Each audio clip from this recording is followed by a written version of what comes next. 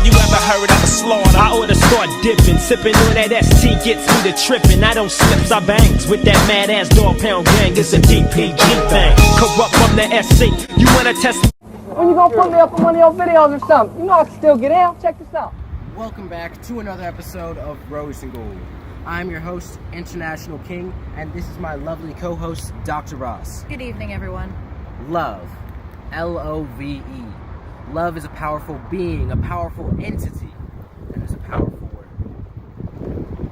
You know, IK, to touch on that, you're right. Love, it really makes you do things that you don't know if you don't want to go down that path. But we're taking a moment to talk about DMX. DMX, this channel is dedicated to you, and we want to say that we're sending out our prayers to you, your fans, your family, and IK and I are your fans. You know, you were a prolific actor, a singer, an icon, really a legend. The music and the sound that you had was completely different than close to anyone that we've heard. So, DMX, we're really sad to hear what happened. We hope that you have a speedy recovery. But other than that,